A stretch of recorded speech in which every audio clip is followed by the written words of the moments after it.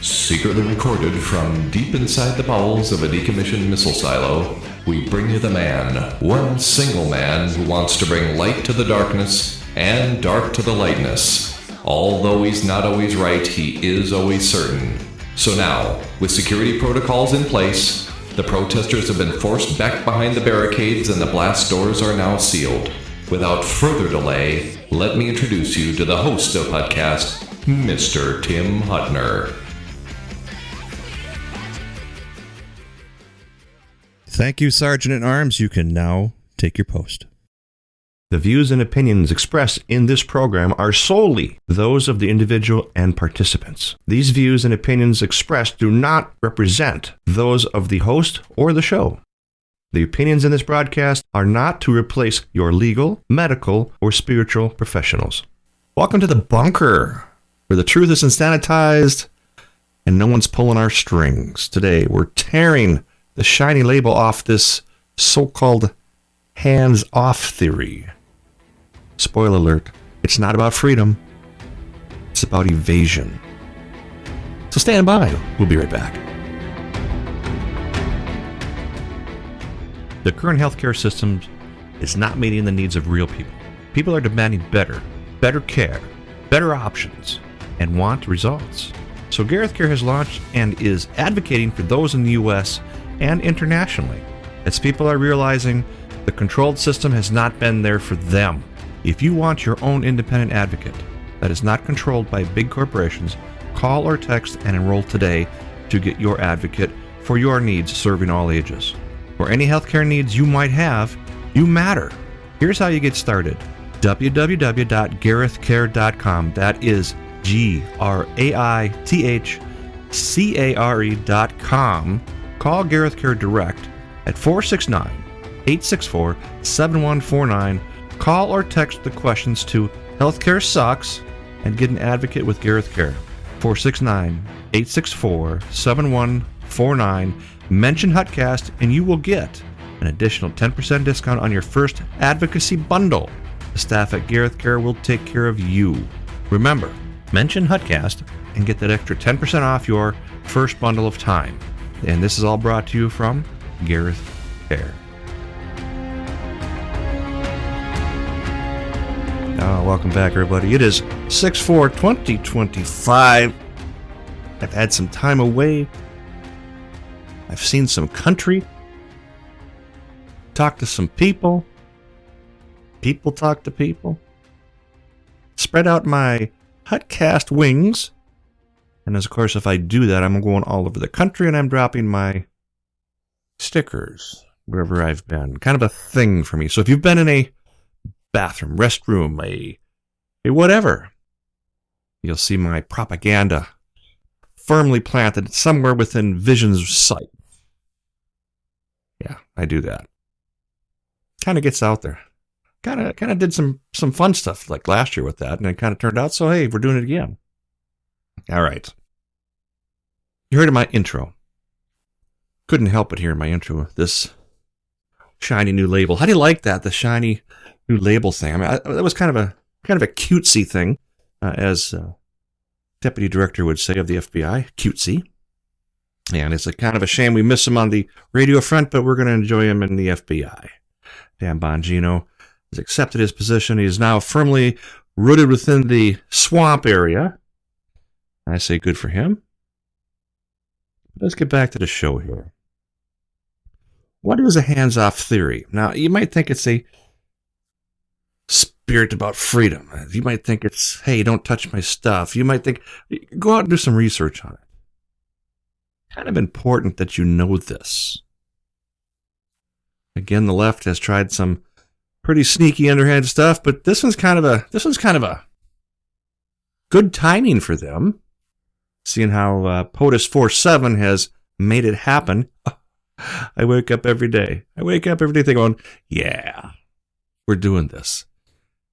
Many years of this left-handed liberal nut job stuff. Purple hair,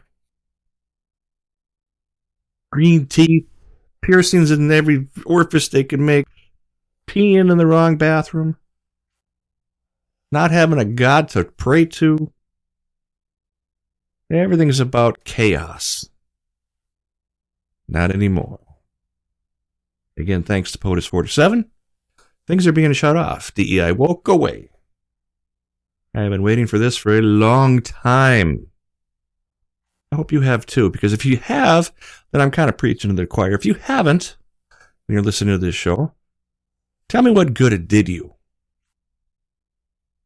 Tell me what the win is for you so that someone can participate in female sports as an actual biological male. I don't think there is. I think you just want the attention. I think that this party, these people, these nut jobs just want to be able to say, I did that. Kind of like we had this guy. He was a guy, so there was no gender dysphoria here. Comes up to our city hall and says, that's not the new flag. I want the new flag. You have offended me by not putting up the new flag. Minnesota here is kind of a thing. Kind of a sore subject for us older guys who say, no, that's still our flag. You ain't taking it away. So this snot-nose complains to our city administrator, I'm offended, and frankly, I just might do something about this. City administrator caved like a schoolgirl in first hour. Couldn't wait to hang the new flag. Well, technically it is the flag of the new Minnesota. But again, how it got handled was a lot of underhand and sneaky stuff. Just kind of happened. And they say, oh, we told everybody you had a choice to chime in. Well, if you had 44 million people in your city, would you really have a choice to chime in? Again, the right sits on their ass, doesn't get involved, doesn't think nothing of it until it's too late and it's done. They went through all the procedure, they went through all the meetings, and yeah. We settled on a Somalian flag in Minnesota. Yeah, take a look at it. I highly advise you to look at it. And then go look at the Somalian flag. Not much difference. And I would think that the Somalian people who put this up wanted something of their hometown. And we were it. So back to the theory of we're not hands-on enough. The hands-off theory, if you look at it, just came to light since Trump's doing his 47 POTUS stuff. The man is keeping his famous promises, and he is going to say, look, this ain't 45 anymore. This is 47. And I will make a difference. Through hook or crook, through barrel or narrow, we're going to do this. I respect that. Again, the guy's kind of a narcissist. Maybe not kind of. Maybe he is. Likes to hear his own thing. But he's got a buffer. He's got someone to kind of take the heat for him. If you look at this. Smart. Japanese have done this for centuries, eons. Where the guy making the decision sits back and the junior members go up front and open their mouth. Guess who's the junior member? Elon. I love what he's doing too. Now, these hands-off guys who are all freaking out, they're going to turn this off, they're going to turn that off, they're going to take this way, they're going to... yeah, okay. So part of fixing stuff is got to dismantle it, tear it apart, rebuild it from the bottom up so that it's not wasting our dollars. The hands-off theory is nothing more than a political wet napkin. We're not involved. They say, let the market, the community, the department handle it. That's what they say? That's what they're saying for the what? There's wet napkin crap? Think about it long term. If we had a whole bunch of stuff that wasn't working, how do you fix it? You got to kind of start over. Will it be interrupted? Yeah. It's going to get interrupted. No more than we got interrupted in the 20s and 30s when they said, hey, let's do a tax so that we can pay for things. But it'll only be temporary. Since the 20s. Really? The second thing I see of this hands-off theory is the doctrine of it, the passive governance. Shrugging the responsibility while they still cashing the taxpayers' checks. Now, think about that again. The doctrine of passive governance, shrugging responsibility while still cashing money your checks. They're still collecting. Nancy Pelosi worth $45 million or whatever that thing is. At a salary of $190,000 a year. Let's do the math on that. Let's talk, for example, for this passive governance. City leaders, development issues. This is like everybody has this problem in their city. I don't care who you are. I don't care where you're from or what you do. Something needs to get done. City leaders, you got 5. Usually got 5 on a council. Minneapolis has like 7 or 12 just because it's so big, depending on your size. But for the most part, rural America, anything outside of District 5, Ilhan Omar's district, is going to be about 5 people, maybe 7. You get half the people who are pro-building, the other half that are pro-not building, and the other half of that half, I want to keep it the way it was. Well, wherever you fall into personally is where your city leaders should be following you. If they can't and they've decided to make decisions for you or not for you because you picked the elected people, then I would say you have a problem within your city, your hierarchy. Now, once those people are making decisions for you, now they're not to make your decisions, they're just to make your decisions for you. Case in point, they don't want to build new infrastructure. They don't want to build, or they do want to build, half of them again. Now you're fighting half and half in the city. Usually it's a divided council of half Dems, half Democrats with half, it's half and half. And then you get some liberals thrown in there just to muck it up. And you have this constant fight within the council. Now, the mayor's job in these times are supposed to say, look, guys, we're here bipartisan. We need to sit down and say, here's what we're not going to do. And still maintain and gather and do the things we're supposed to do. Yeah. Here in my underground bunker location, we have some city leaders that, I don't know. I think the age has gotten to the point where they just can't build a group of people that can constantly be on the same page with. But again, that could happen in anybody's city. It lacks the wisdom. And that comes with age. Just because you're smart doesn't mean you're wise.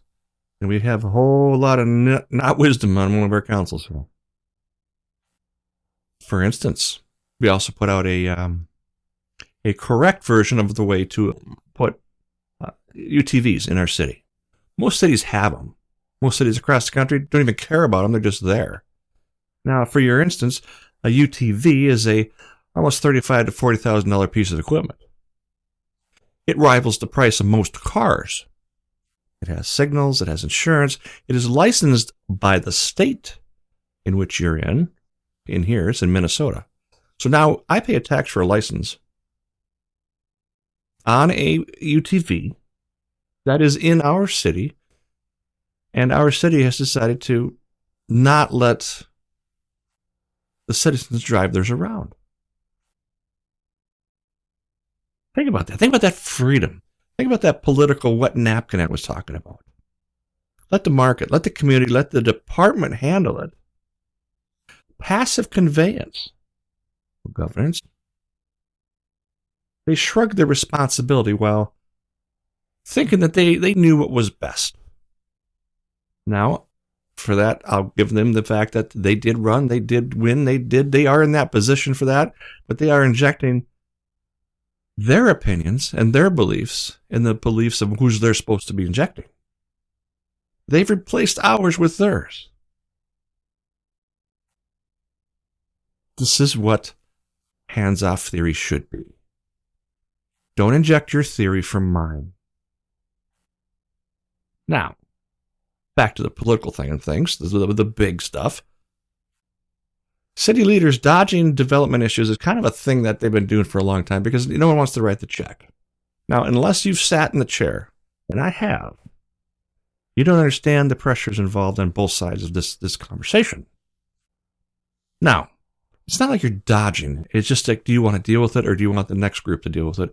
Or do you want someone else dealing with it so you don't have to? Whatever that mental currency is, it's going to be a thing. If you deal with it, you're going to have half the people like it and half not. Your city might need it.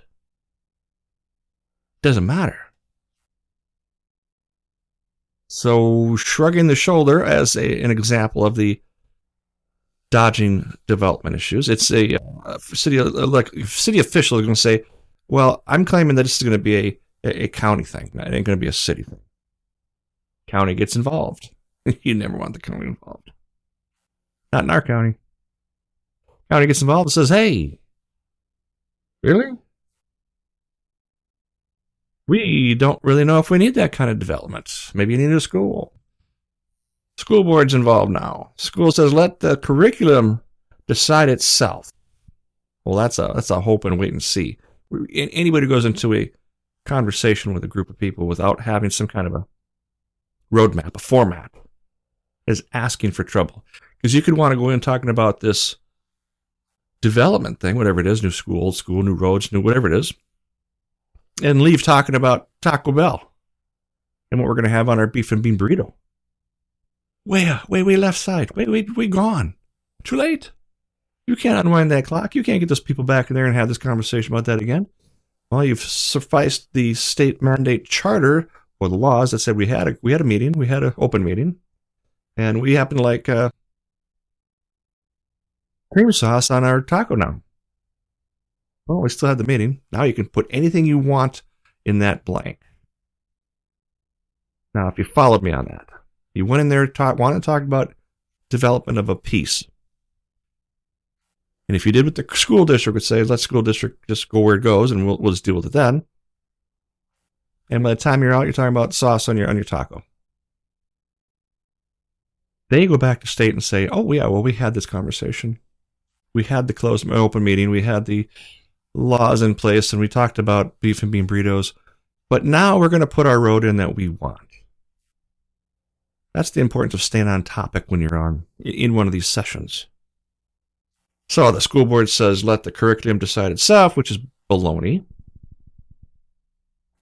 And then federal agencies ghosting while disasters unfold. Well, how many people remember, and this is all part about the hands-off theory, how many people remember all those storms and floods we had down southern Minnesota, or southern states? Yeah, I do too.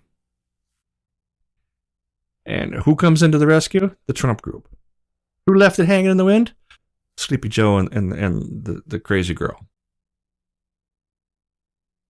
Yeah, that's your hands-off theory for you. Those are the people that you elected to do this. Here in our city, we have a lot of protesting going on. Protesting. And they want to make it sound like it's such a big thing to walk around holding a sign. Now, J6 was a protest. A little more active protest. What happened? People didn't like those protests. So people around the U.S. are protesting. I'm holding my finger parentheses up. Protesting. Because they think holding a sign up is going to help us as a group. Now, if you just listen to them, why are they doing the protesting? Why do they want this passive governance? They want a CYA tactic, and that's a cover your ass tactic. Avoid accountability while pretending to empowering others is their main theory. They're empowering you to go out and stomp your signs, and I'll tell you what, you couldn't be further from the truth. These people couldn't empower anything. Obviously. You know, they're worried about the price of stuff. Oh, it's good. But there was a tariff thing, you know. That's this whole hands off my 401k. I mean, all this narrative crap. They don't have it. It's not there. You can't touch it. Trump can't even touch it. So what makes you think, why are you so scared? Because now shit's getting done? Trump's going to say, hey, no more of this wussing around where we're going to make stuff happen. You don't like it? Tough. I got 3 more years. 3.9 more years of this, and we'll make it happen. Maybe that's what they don't like about it. Should we go out and ask the left and the crazy left that, should we do this? You think Pelosi makes all this money by sitting around and talking stupid? Because she don't. She's taking it. I do hope that the DOJ finds some stuff on them guys and puts the ringer to them. They've earned it. So it's easier to trust the process than to admit you don't want the heat. Think about that. It's easier we trust the process than to admit you don't want the heat. So we're thinking that the process of don't touch my stuff is going to be more logical than, hey, we gotta crack some eggs to make an omelet. It ain't going to be easy. We've had 30-some, 40-some easy years on top of the tax laws from the 20s to unscrew this up. And Doge, doing a great job. He's doing a great job. He's doing what he's supposed to do. Trump, not stupid. Not in 47. Trump 2.0 has got some way different theories. Remember the Japanese theory? Old wise guy sits back, calling the shots, and the young snot noses go up front and tell how it is. That's how this is working. That's what's happening. Trump 1.0 said a lot of narcissistic, stupid shit. You know he didn't change his stripes. You know he's still narcissistic. But now he's got another one to help him. Winner chicken dinner. So do you really trust the process? Then to admit you don't want the heat? Well, the heat is basically, if you're taking all this in and you think it's right that we're not correcting this system that's broken, it's been broken for decades, that's the heat. I don't know. I kind of pay enough in taxes. I'm kind of sick of seeing egg prices fluctuate, fuel prices fluctuate. Oh, take your pick. The tariff thing, I'm going to get into that, but I'm going to get into it right after this section of, why do they use it that way? Why do they cover their ass? Why do they avoid accountability? Why is it easier to trust the process than to admit you're wrong? And then passive control, plausible deniability. If you were a Dem on the take, big time level, big Senate level, and you wanted some plausible deniability, you're going to say, look, this is going to screw up. You ain't going to work. You ain't going to fix this. So all these people, instead of wanting to fix the problem, want to fight the guy fixing the problem. So they, at that point, can have deniability. Somehow I don't believe if J.D. Vance was president, we'd have this much resistance. If this is Sleepy Joe or O'Biden jumping on this, I don't think we'd have this resistance. And bravo to the Trump administration for relabeling an O'Biden program. Bravo. Genius. Pure genius. Didn't have to wait. Now we have some conversation in our family about Mr. Trump and how some people are so skewed with sound bites and the media and they're coming to take for all your stuff and come on. Believe me, you'll live through this. You won't get hurt. You just don't know what's going to cost them yet. What's going to cost them? We're going to save a crap load of money because we're actually doing the job. We're rebuilding. You got to start from block 0 before you go to block 1, block 2, block 3. You can't just jump in there and say, pow, this is all fixed. This is nothing you're going to fix overnight unless you strip it down and start over. Trump's doing that. He's doing that. His tariff's genius. That's something Clinton did back in the 80s. NAFTA, North American Free Trade Act. the tariffs in which let me put it to you this way. All these people out protesting, everybody's got their sign up. Everybody's got their blue hair, their green hair, their purple hair, the toe rings in their nose, the 47 studs going down each side of her head for stud in their ears. Those kind of people. I'll bet you anything they drove up in a foreign car. Okay, you want to double down on that? Throw me some fan mail because I still get fan mail. You throw me the fact that if there's anybody you know, weirdos, lefts, crazies, talk stupid, just look in their driveway. Take a peek at what they're driving. $100. $100. One fresh. Benjamin Franklin says they ain't got an American car in their driveway. I'll bet you. I will bet you. Not that driving a foreign car is bad, no. But again, free trade, fair trade, not unfair trade. We've had enough unfair trade, and that's what Trump's telling you. He's telling you, which we've been telling it for years. Well, I've been jumping up and down over it. I've been jumping up and down since Biden was talking crap. You can't have fair trade when they are tariffing our product into theirs at 60-some%. Yeah, the Canadians call it duty. I don't know what they call it in China, but they can't afford our products because it's so far outpriced. So their government gets to China this tax so that the China people can't afford American things. But when we do it, we're having trouble within. In our own ranks, we're having people cry, crap, piss, and moan. And for what? Because he's trying to level the playing field? You want to nick us 30% coming in? We're going to nick you 30% going out. Pure genius. Well, there's nothing new about it, but hey, he had the balls to do it. Let's nod our head at that. Let's accept that for what we did and put him in office, including with the popular vote, by the way. Even the Dems couldn't trust Kamala. Who could? Mrs. Word salad shit. So, think about those tariffs.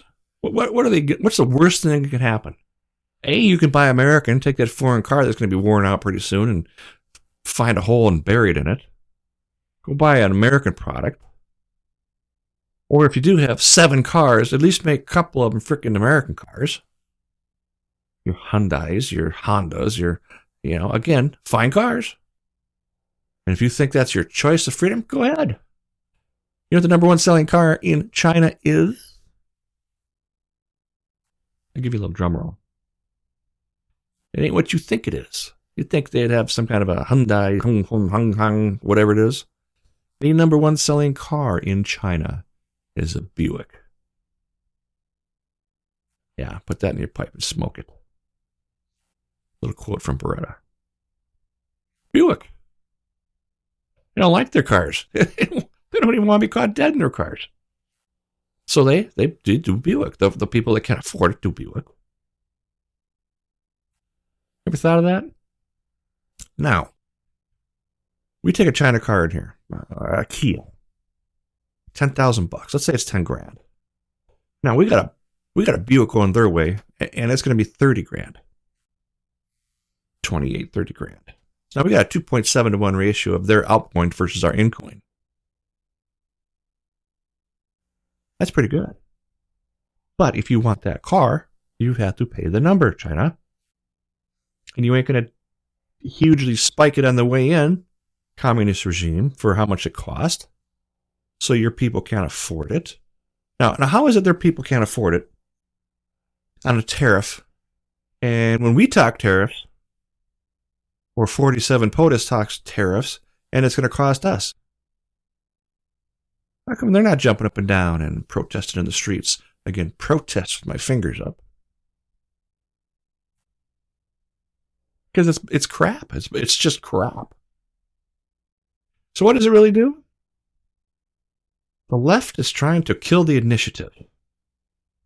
No one knows who's driving, so nothing moves.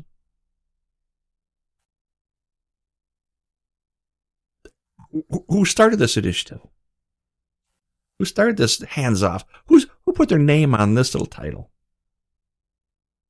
Nobody's claimed it yet. I don't see anybody who's claimed it.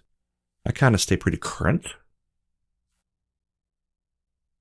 I don't know. Think about it.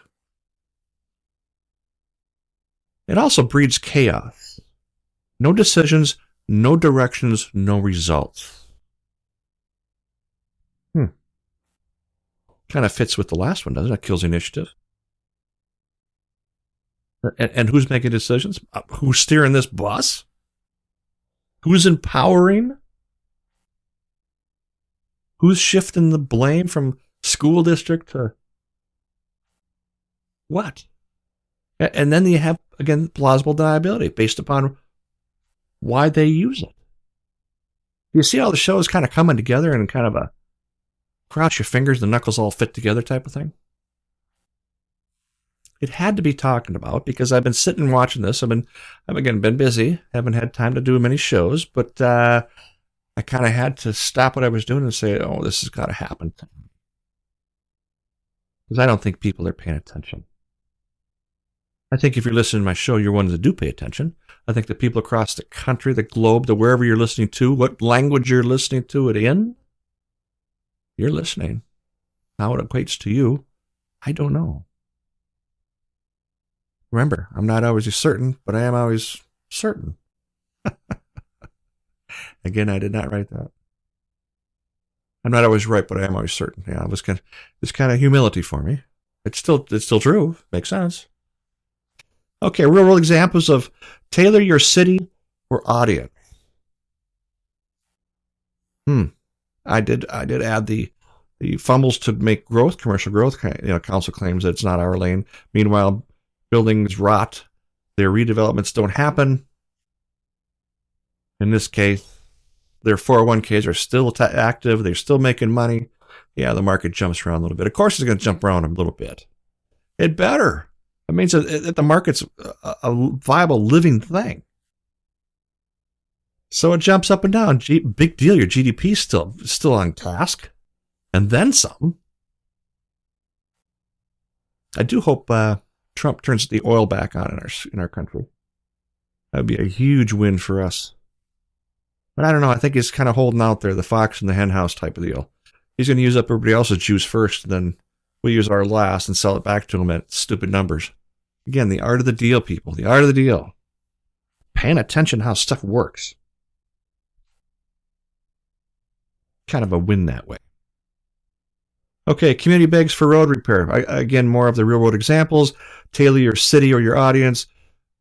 County blames state, state blames county. Potholes everywhere, purgatory. Oh, the world is falling, it's upside down. Meanwhile, they're still again cashing your checks. They're still taking your money. So hands off, really? It's a cowardice in a suit, hands off. Whoever started that up. It's leadership in a theater where everybody's acting but no one's leading. Again, on the side of the road holding your sign up. We're all acting, but no one's leading. Well, who's leading? Trump's leading. And you left listeners out there think that I'm a Trump pansy? No can do, Joy. I'm not a Trump fan. But I am a fan of getting stuff done. And unless you've had your own business, not collect a check for 30 years, not go to work and punch a clock or whatever you did to get your union benefits, to get your whatever it is on the way out the door until you die and you collect on all your stuff. No. People who run their own business do a way different format of things. You don't make money, you don't get crap. You still got employees to pay. Can't pay your employees? Tough. Ping your Visa so you can pay them. There's no money coming in? You find money. You got all these employees to feed and their families? Yeah, you got a job to do. Where if you're at a middle management position in a big company where They're selling billions of dollars to the U.S. government, again, cashing our checks to buy airplanes at Boeing, fighter jets, Lockheed, whatever it is. You're still collecting your check. And oh, by the way, these people, when Doge goes in and cuts all these jobs, he didn't cut jobs, he just cut the inefficient ones. And they get on TV and they cry, I don't know where my next meal's coming from. I'm 2 years out of college. I got 19 kids. I don't know what's going to happen to me. Welcome to the world of uncertainty. These left nut jobs who think that their job is so secured because they work for the federal government, and the government is not a job producer. Ever, never was, never will be. People might think, hey, I work for the government and I'm secure until this happens. I think it's a win for people to think that just because you work for a government and you think you're untouchable, well, here you go. You've lived it. Now you've lived through it. Where a self-employed person lives through that every day. Uncertainty. You want uncertainty? Yeah, you bet. Stop pissing away our money. Stop wasting, because like the DMV where there's 94 people and one person doing it, and she walks around like she's got nothing to do all day. That's the inefficiency. Or stand in line at a post office. Oh, wait, the song comes on the radio. The rest you can wait until I get my groove on. That kind of inefficiency. You all know it. You've all seen it. You've all been part of that inefficiency. And one guy's trying to fix it, and you're mad at him? Come on. Common sense ain't common enough, and it sure as hell ain't common here. Fix it. And that's what he's doing. I hope he keeps every campaign promise that he ever said. I don't care how stupid stuff he says. I hope he keeps the stupid ones too, just to prove a point. He works for us. That's what voted him in there. Okay, let's see. Leadership. Follow my little cute chart here. The results. You, the taxpayer, get ghosted while bureaucrats pass the buck like hot potato. I think I said enough about that one during this whole soiree. I think I'm kind of on page with that one. Let's see here. Final words from the bunker. Hands off. It doesn't work when the house is on fire. That's kind of a quote I was thinking of last night. I go, you know, it can't work. If everything's in chaos, which it is, again, this is a simile for chaos. Egg prices out of whack, everything, all the chaos that's going around us. The inefficiencies where Pelosi's making net worth of $48 billion, whatever she is. You get it, don't you? You hear what I'm saying? That house is on fire. You can't have a hands-off. You have to have somebody steering this bus. I don't make predictions, and I don't believe in magic or circumstances here, but if you pay attention to what's going on in the past, you got the guy stirring this up. You got Elon, everybody's kicking his ass because he's a Trumpanzee and he's doing what the boss says. And well, that's the hierarchy of government. The boss says crap, you say what color, how high, and what pile do you want it in, sir? If you don't like that, get out of the job. And no one's keeping you there. So he's doing this. And now he's the guy. He's the guy who gets to sit back and call the shots. And excuse me, but you some of you people who are way seriously gone, and I hear this a lot from people, we're not going to let a non-elected official call the shots. Oh. Whoa.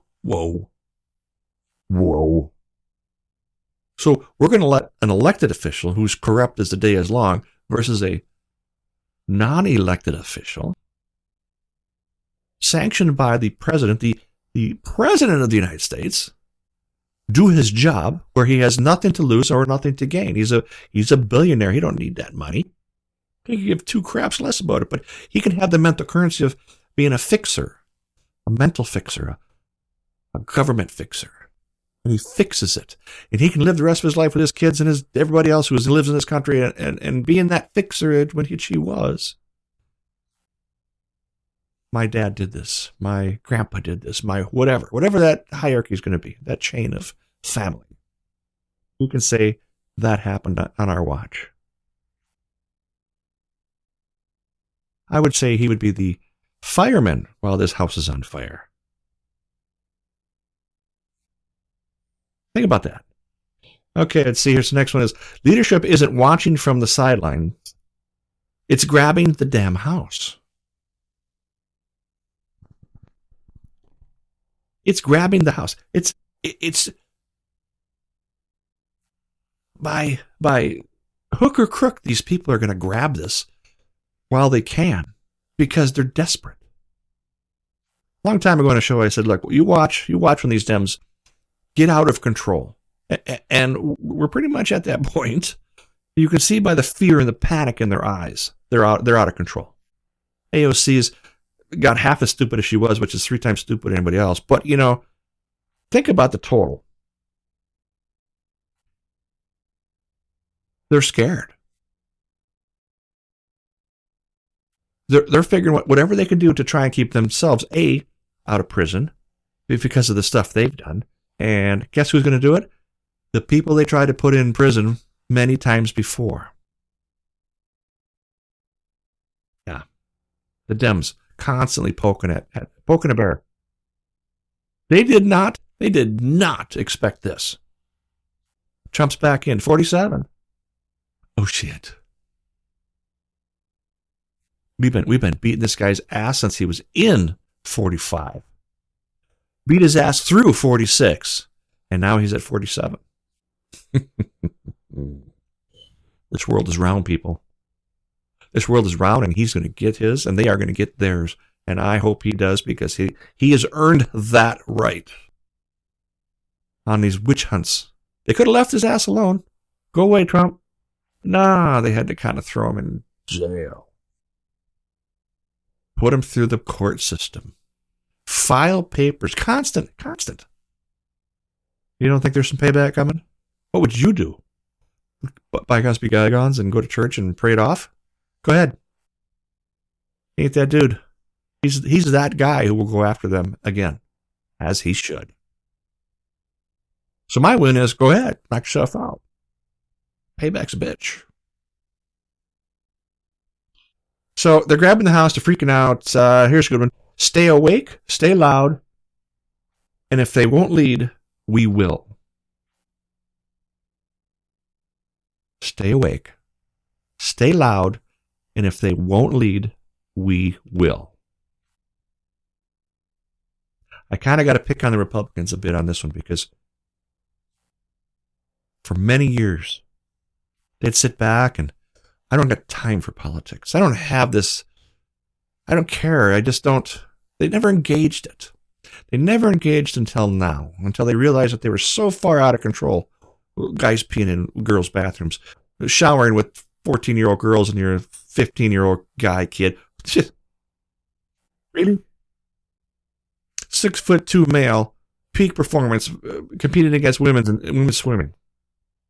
How do you put that together?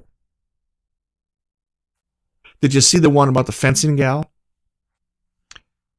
Been all over the news lately. They come up to the sign. It's a fencing program. It's with swords and, the whole fencing program. She comes up and she on-guards him and she takes a knee. And this guy, who identified as a gal, who was in that sport now because he identifies as something his brain is freaking weird. She takes a knee. And this punk sack walks up to this gal on her knee, who will not engage this, and says, "What's wrong?" Really?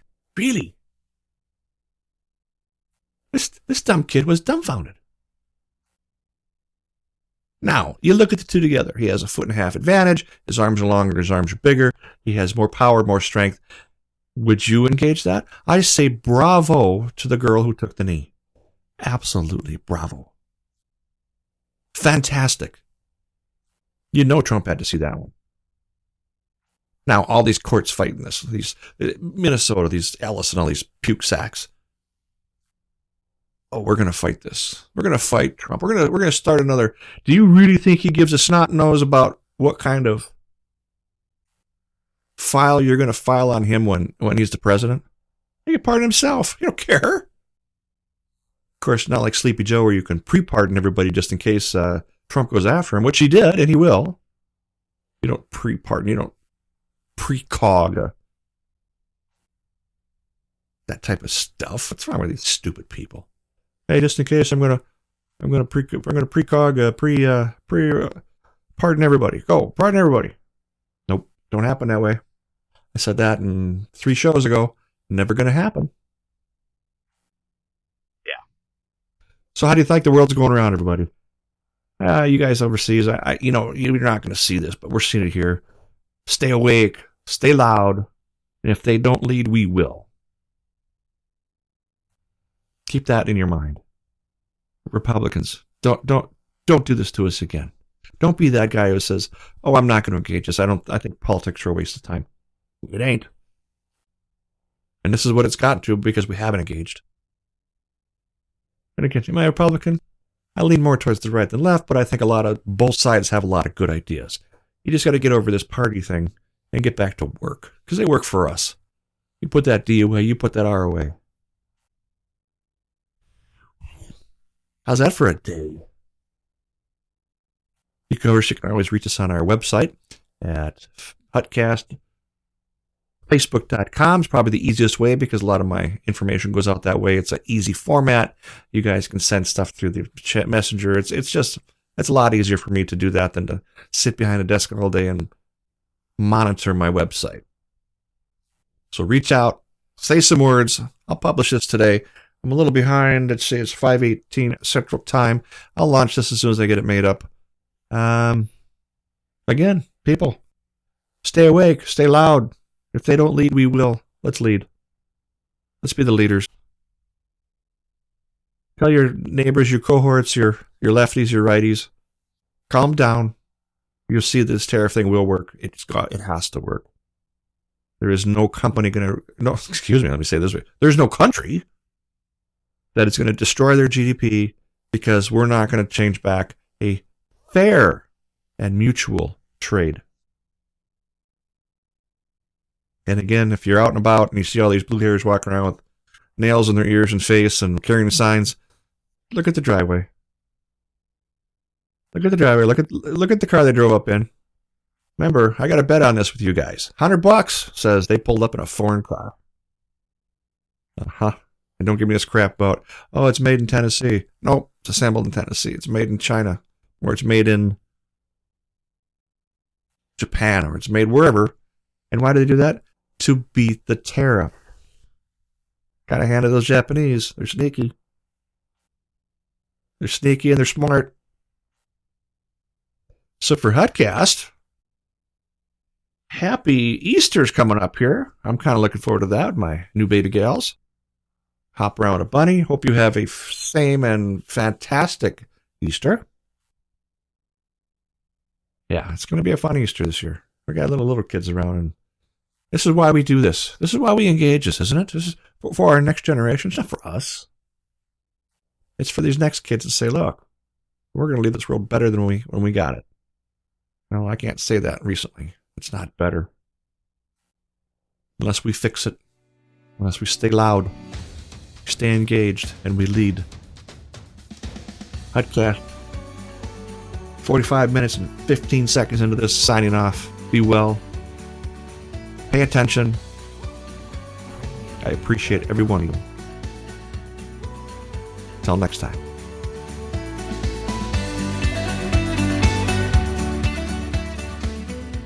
And that's a wrap for Huttcast.